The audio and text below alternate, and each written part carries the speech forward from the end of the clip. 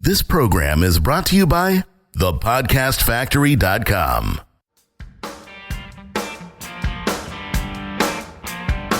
Hi, my name is Igor Kheifets, and this is the List Building Lifestyle, the only podcast which delivers cutting-edge conversion strategies from the online trenches straight to your earbuds. Download the transcript of today's episode and all future episodes at listbuildinglifestyleshow.com. I also invite you to grab a free copy of the Wealthy List Builder Survival Guide at listbuildinglifestyleshow.com/survival. And now, once again, it's time to claim your list building lifestyle. Welcome back, list builders, to another edition of the List Building Lifestyle Show. Here is your host, Mr. Igor Kheifets. What is up, my man? Hey, Jonathan. You know, I find that there's so much in common between good comedy writing, like stand-up comedy, and email marketing. It's almost like stand-up artists are email marketers in disguise, because you can take any stand-up comedian and kind of break down their strategies and the way they work, and you can just apply their routine to email and make a lot of money. No, really? Yes, and I noticed that a couple of times. First off, the first time it happened is when I read my first book on stand-up comedy, where I can't remember her name, but this lady, she broke down the rules of stand-up comedy the way she observed them. And about 60% of those rules were email marketing rules I was already following. So that was the first, like, ding, ding, ding, ding, ding, going off in my head. So recently, and I mentioned this several times now on a couple of previous episodes, I've been going through the Steve Martin's, masterclass on comedy, and he shared something, an observation, which I did not know before. I never realized that was true, but when he said it, it just, again, ding, ding, ding, went off. So he said that to be a funny comedian, you don't need to be naturally funny. You just have to understand one thing. You have to understand that things are funny when there's tension. And that good comedy, what it does, it creates tension by leading you down a certain road, and then it releases the tension with the punchline or some other form of delivery. And he then, followed with a couple of examples of how it actually happens. Like, I think he told this joke where, that he had a cat, and his cat just loved, he loved to give his cat a bath or something like that. And he said that his cat actually sits there and takes it. It's just the one downside is that there's a lot of fur in his mouth afterwards, but he can deal with that later. So see, it's not really a funny joke, but it just leads you down a certain path, creates the tension, and then you release the tension with the punchline. So same thing with emails, man. Same thing. We already done an episode with Nate Rifkin, an Agora copywriter, who shared that the number one purpose of an email and on the subject line is to disrupt. It's not to kind of make him feel good, but rather make him feel uncomfortable, make him feel bad, dirty, anxious, embarrassed, right? Anything that's negative emotion, that's the purpose of the email initially. And once the email begins, your job is to quite literally rattle their cage, is to disrupt the status quo, right? Whether by mirroring a really bad experience they've had, maybe telling a story of your own. Like most recently, I told my list a story about how I got scammed for about $10,000 by this guy who sold me fake traffic. So when somebody who buys traffic reads that story, immediately they're thinking, man, can this be happening to me right now and I don't know about it, right? There's a lot of tension building up. And then I release the tension by offering a solution at the end of the email and just pitching, giving them a link to go to. So, Ben calls it, get them dressed and then give them somewhere to go. For me, it's really obvious now how a good email creates a lot of tension, and then it releases the tension by saying, there is a solution to this problem. Click this link to find out more. I'm actually taking notes here. Now, after hearing about it the 10th time, I might have to go check out the Steve Martin class. What you guys don't know is that Igor's selling them traffic, clearly. He's a provider. That's why he keeps talking about the master classes. But I do like that idea of building up the tension. I feel like I could do a better job of that, building up the tension and then making the product the release. But isn't it hard? I mean, the people that are listening here, are they experienced enough, do you think? Do they have the chops that it takes to make this happen by building up tension in a story and then the release is whatever the opportunity is? Or do you think that maybe you can give them some tips perhaps? I don't know which way you want to go with this. Well, obviously, the more you do it, the more you try to do it, the better you'll get at it. But, there are a couple of questions that you can ask yourself before you sit down to write an email, which I have a full list of for myself, that can help you to come up with things to talk about that create this tension. And if you can just give me 1 second, I will find this list, and you just have to fill the silence here, Jonathan, while I do. Okay, let me get my banjo and I'll play you a song. That's the one, right? Is the ads is Steve Martin playing the banjo for that masterclass? Yeah, that's the one. Yeah. You're not the only one. Actually, Dan Meredith got into that same masterclass also. Oh, cool. Well, Steve Martin surprisingly doesn't seem all that funny in the masterclass. Like, he's really having a hard time to come up with something funny to say, but shows you that it's hard work. A lot of what he's done is really hard work. But anyway, not to take away from his success, he's a tremendous artist. I found the list. Okay, so let me give you just a couple of pointers where you can go with your emails. Now, just like any stand-up artist, they too sit down to create content. They have to find out things to talk about. And when it happens, imagine how hard it is, because they have no industry necessarily. Right, they can be talking about anything, so choosing a topic is really difficult. So a few questions that stand-up artists ask themselves before writing material to kind of push themselves in the right direction are just a few examples. Again, what are you angry about? What are you afraid of? What are you excited about? What are you confused about? What's mildly annoying to you? What's shocking to you? What's inspiring you? What's your routine? What are some of the stupid things you do? What are some of your guilty pleasures? How are you weird? How are you the weirdest person you know? What do you hate about yourself? What do you hate about other people? What do you hate about your mother-in-law?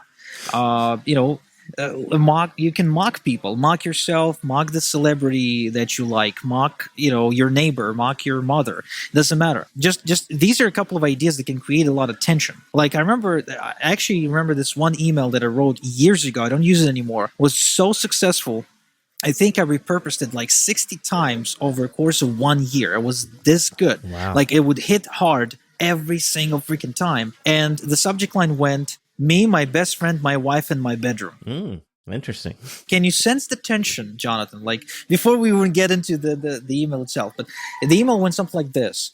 I was promoting a business opportunity at the time through a solo ad, and the email went something like this. Whenever my best friend comes to my place, because he doesn't work all that much, he has a part-time job, and he just slacks off most of the time and lives with his parents, we somehow end up playing FIFA on my PlayStation. Now, this is back when I used to play FIFA a lot, because I was an addict. Way before I took it out to my backyard and quite literally smashed it on the floor. Nice. Okay, and I broke it and I stabbed it with a screwdriver too, just to make sure it's dead. And that was the last PlayStation I've ever owned. So, a true story. I swear to God. So anyway, my friend comes in. We end up playing FIFA every single time. And when we play FIFA, that isn't like a 10-minute thing. That's like a 2-hour, 3-hour thing. Wow. And when that happens, my wife locks herself in the bedroom. Now, when he leaves, she comes out, and guess what happens? We have a big fight about it. Yeah. So basically, in the email, I shared how eventually, to keep him busy and with something that he likes to do, I showed him this method of making money online, and he went on to invest most of his time over there. So, first off, I have to acknowledge this email is not supposed to be funny or anything like that, but it built the tension of conflict between me, my friend, and my wife. My wife, who hates my friend, and me and my wife having a fight, right? And then it releases the tension by saying that, I found a solution how to deal with that. So again, just an example of how you can get creative about things that happen to you in your everyday life. Yeah, there's a lot to that email, too. There's the demonstration from slacker to winner. Oh, if that loser can do it, I can do it, and all that kind of stuff. I would like to see that list of questions. I'm going to hit you up off the air for it. But yeah, all right. So where are we again? Email subject line is meant to disrupt the status quo by building up tension. And then inside you're rattling their cage with a demonstration or whatever it is. And then you're releasing that by putting your product there as a solution to it. So it's a pretty simple formula. I mean, anybody can use this, and it can be clearly from any kind of subject matter they have. I mean, you were talking about PlayStation. I never even thought to talk. I don't even tell people that I still play video games once in a while. Just damaging ambition there. Yeah, I mean, nothing embarrassing about admitting that. Trust me, I'm not playing because I'm getting addicted really fast. Like if I work in the same room, I've tested this. If I work in the same room with a PlayStation, my productivity is slashed by a minimum of 40% because I end up playing half the time. I end up justifying it to myself. I'm saying, okay, I'm gonna do this one thing. I'm going to reward myself with a game. Good God. So it's totally different. I am like that. You can ask anyone from my staff members, when we used to work together in an office space, whether or not I was like that, because we had a PlayStation in the office. Oh, wow. That's good. Well, you know what? You realized it and you got rid of it. So any kind of crutch like that is something that other people can relate to. Because you telling me that story, I'm into it because I don't have the addiction, but I get it. And so now you're pulling me into your world. I can envision all that. And then now I'm seeing that, hey, I could get out of this slackerdom if I get rid of that and replace it with this, because nature's going to fill a void. And if the void is, if you voided out that PlayStation, what are you going to fill it with? Well, making money, of course. So I like the whole idea there. I like that a lot. So going back to the formula of building tension, this is just a new angle, a new way of looking at the very old formula of problem, agitate, solution, right? This is one of the oldest formulas, or one of the oldest copywriting formulas in the book ever. And it's still being widely used, but very few people understand how to use it properly. So, by introducing this problem and then twisting the knife, we spoke about this, I think, many times before, right? Twisting that knife to further increase, to kind of turn the volume up on the tension, and then releasing by offering the solution, which incidentally is whatever it is that you're selling, whether it's a service or business opportunity, anything really. This is how you truly get somebody to pay attention to you in a really, really, really crowded marketplace, because tension cannot be ignored. Tension just simply cannot be ignored. Igor, I told you about this book, right? Battle for the Mind. It's called Battle for the Mind, A Physiology of Conversion and Brainwashing. So it goes into a lot of Pavlov's work, Pavlov with the dogs and all that stuff. People can look it up. But Pavlov's work actually is like the root of brainwashing, right? I read this book this weekend, and then me, with my marketer's mind, I'm like, holy shit, I need to be doing more of this. But the way that brainwashing works, and I'm going to really simplify it because this book is long. You stress the brain. You stress the brain till it breaks down to a breaking point. It's exhausted, it breaks down. And when it shuts down, it is now open to a new suggestion. And that new suggestion becomes a belief. So the formula that we're talking about, that is a copywriting formula, it is not a copywriting formula. It is based on psychological warfare. You break down the brain, you kill it, you put in a new suggestion, which is your solution, and they come out with a new belief. This is deeper than just copywriting. This is the human brain. I love it. Yeah. I mean, I never knew that. I've already ordered the book, by the way. It's on the way here to Israel, which is going to take like freaking 2 months to get it. This is why I read Kindle, by the way. Instant on my phone, tablet, computer, whatever. With the books, it's impossible to get it anywhere faster than a month. And by the time it's going to get here, I'm going to be like, not as excited, I guess. Yeah. But yeah, stressing the brain, definitely going to stress my brain some more. And it's funny you mentioned Pavlov, because I was just having a conversation with a buddy of mine, and he told me about this thing called Pavlok. Have you heard about it? Yeah. Right? A little electrocution device. Yeah. And I was like, I got to get it, because I'm always playing with my beard when I'm thinking, when I'm like working and thinking of something, I'm like always like pulling my hairs like this. And my friend told me that I can configure it so as soon as I hold my hand near my face for longer than like 2 seconds, it's going to shock me. Really? Yeah. Oh my gosh. I don't want to be shocked. I don't like being shocked. In fact, being shocked is the reason why I left the job life. I don't think I told you this, but I was an electrician and I liked it for a long time, but they started wanting me to work on live circuits more and more. And one time I got blown off an 8-foot ladder. Like I'm up in a ceiling working and I get hit by like 277 bolts and blown off a ladder. And I had like PTSD after that. So I was always afraid of my work. And I had to get the hell out of electrical work. Yeah. Wow. Talk about, whoa. I don't like the electric. I mean, this is huge, man.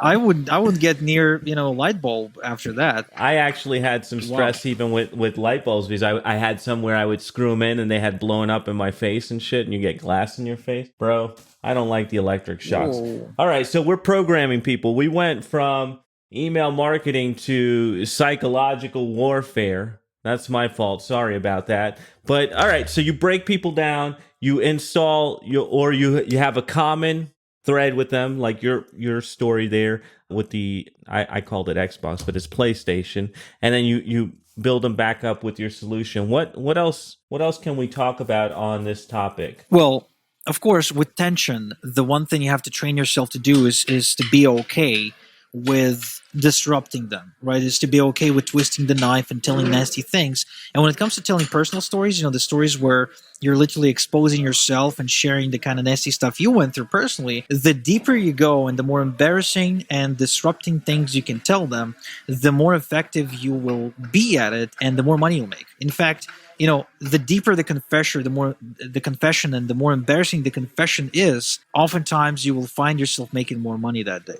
Really? Now, Igor, where's the line? Because I feel like some people, I'm one of those people where I feel like there's got to be a line between what I'm sharing and my personal life. Is there a limit? How far can you go? How do you know? No limit, man. No limit. You're the only person who gets to decide where you want to draw the line. Personally, I have drawn the line at some point because at one point I received a couple of threats from people, threatening to come and get to me. But still, that line is pretty far out. Like, if you're following me on the podcast, on the emails, and on the other stuff, you will probably know about 70% of everything there is to know about me when it comes to my stories, of my war stories and things that happened to me. There's only so many that I kept to myself and that I'm only sharing with a close, circle of friends. But a lot of it, like, I pushed the line pretty far out because I learned this concept early on about the storytelling too, because like Dan Kennedy always talks about it. He says the more personal you can get and the deeper you can go, the more likely you are to get lifers. Lifers, lifers is what he calls really, really loyal customers that will stay with you for a long, long time because there's just a much deeper relationship there. That is an interesting concept I didn't think of. And so when you were starting, were you sharing these deep, dark stories, or have you grown into that? Nope. In fact, I regret it so much that I didn't. But eventually, I learned to do it after reading more of Dan Kennedy stuff and after just one time, going with a hunch and writing an email about my grandmother who was really, really ill at the time. And I think she passed away about 3 months after that email, because we got into a point where we would like take her to the hospital every now and again, like really, really often. And these time frames would get shorter and shorter and shorter. So because it was always on my mind, I ended up writing a couple of emails about it, and I noticed that my open rates and my click-through rates on these emails were, bam, sky high. Now, obviously, I can't write every single email about my sick grandmother, but every single time that I did, I was like, the response I got was crazy. People replied to my emails, sending, well wishes and prayers to my grandmother, and I actually passed on a couple of these to her. She was thrilled somebody actually cares, right? So yeah, that was the first real life lesson of me seeing the results of this in my life. Now, again, let's take a step back for a sec and think, like, telling a story to somebody about somebody you love that is passing away will trigger emotions. It is going to create the tension because they probably went through a similar experience themselves, or they're about to, or they know somebody who had. So it's just another way for you to, I guess I want to say market, right? To email market without literally being a guru or a top earner and shoving lots of proof screenshots in their face, which is the way most people do it. I mean, that's what they think they need to do. Shove a bunch of proof screens in the customer's face. Not at all. What? Then all this Photoshop work I've been doing is not going to work for me. All these fake screenshots I'm making will not work. I think that's right. It's that shared experience. It comes down back to that shared experience and being in that experience. I don't know if it was this show or another show that we talked about the 12-year-old life coaches, but how could they have that experience? They don't. And so being able to put that in there and you having felt that tension and other people going through that right now, you can resonate with where they're at. So that's super powerful. And I'm sitting here just like I normally do. I'm like, shit, I got to do better.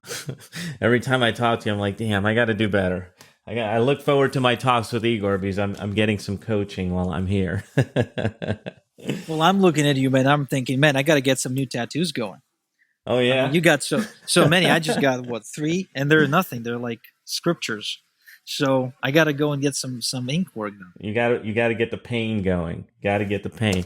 All right. Anything else as we're coming close to the end? You want to impart some wisdom? I just wanted to encourage people to tell more stories about themselves, the nasty stories, to open up to their market, to allow their customers and readers to live through these experiences together with them. Because if we take fiction or movies, it's the heroes that live through this incredible challenge and they come on top. Or maybe even those who fail, we still root for them and we like them. Like take, for instance, 300. Right, this movie, 300. I mean, these guys went through an incredible challenge. Sure, they were good at what they do, but they died at the end. Yet, we still root for them, and we love the story, and it had impact on us. Now, it doesn't mean you have to go and fight an army of million, units or soldiers, whatever. But you have challenges in your life, and you can show that. You can show that journey and create the tension in order for your customer to just fucking care about what's going on.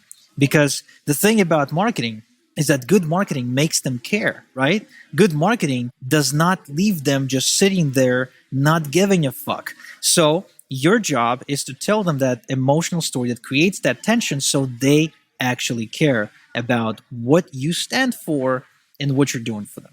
Challenge accepted. I'm going to try to make people care tonight in tonight's email. All right, good stuff. Mr. Igor Kheifets, thank you. Thank you, list builders, for tuning in. This is the end of another List Building Lifestyle. We will be back next time.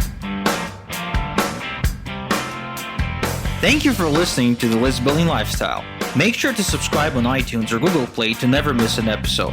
Because who knows, just one conversion tactic we share on the show might double your list and double your business. Download the transcript of today's episode and all future episodes at listbuildinglifestyleshow.com.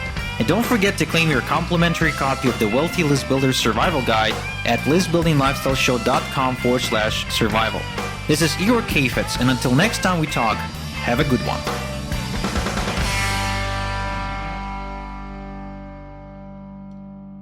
This is the podcastfactory.com.